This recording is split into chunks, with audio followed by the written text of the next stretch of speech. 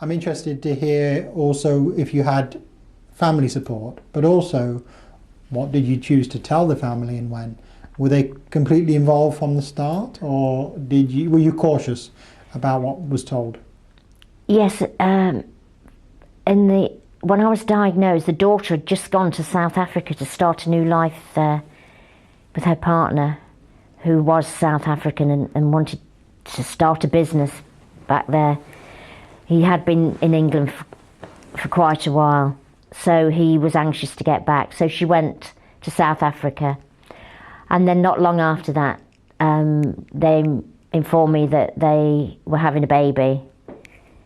So I was diagnosed just after they told me. So initially I didn't want to worry her, because we're quite close. Yeah.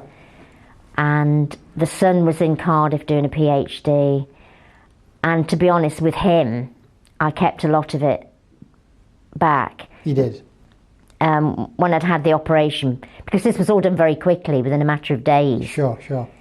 I didn't phone both of them up straight away and said I've got cancer, and they couldn't come and see me, especially the daughter in South Africa.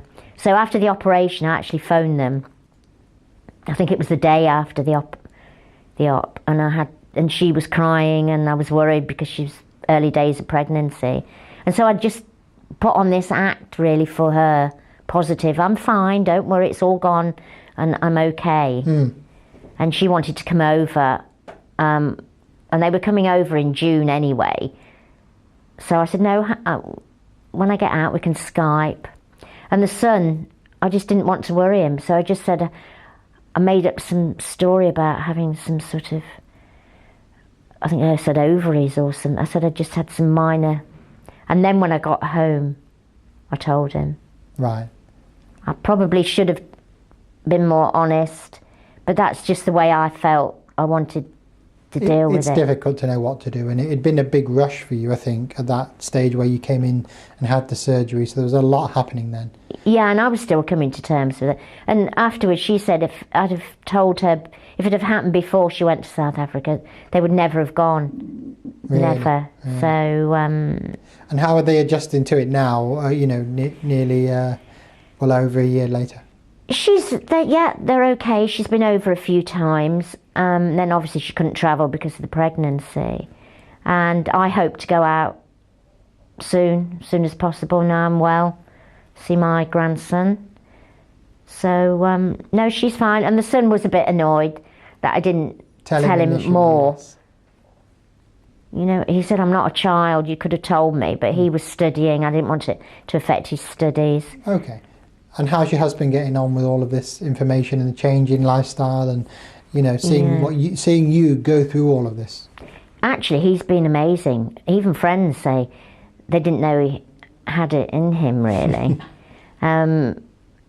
He's grown up. I know he's 60, but, some men don't really grow up all that. But I can't fault him. He's been with me. He even used to do, when I was in hospital the second time, he did the catheter in the early stages. He used to empty everything, help the nurses out. They were quite upset when he left because he was like a little helper. And he stayed with me quite a bit. They let him stay. Yeah. Probably because they helped him. He was there from about 12 o'clock each day till sometimes 10 o'clock at night. So he was really hands-on in all of this? Yeah, his meal was he found a restaurant where doctors used to go, and I don't know whether this is right. He said the food was amazing, but it didn't reflect in the food we got. But he used to go down there, have subsidised food, so that was his life for 2 weeks. Really?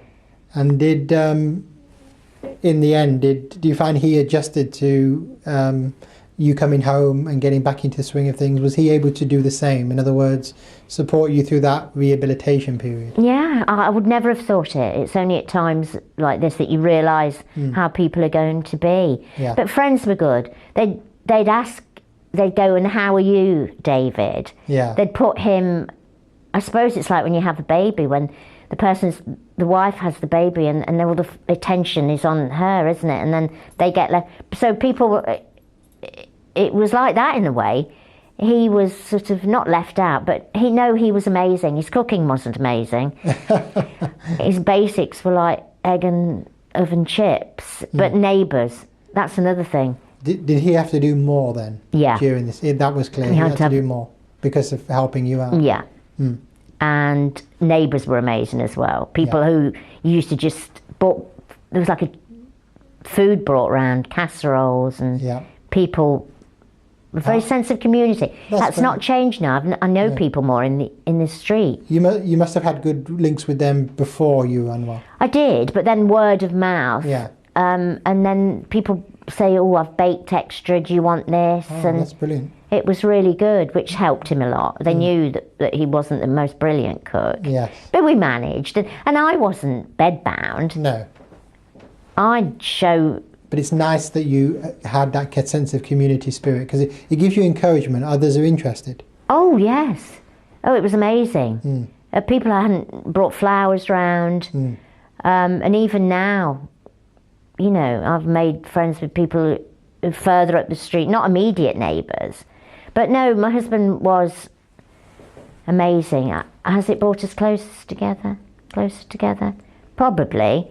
Now he says I'm back to my usual grumpy, obnoxious self. So you know you well. I mean, when you don't feel well, you're just quite passive and just sit there reading a book. Yes, the relationship can change while the roles have changed. You know, he's more of a carer and you're more of a patient, even at home.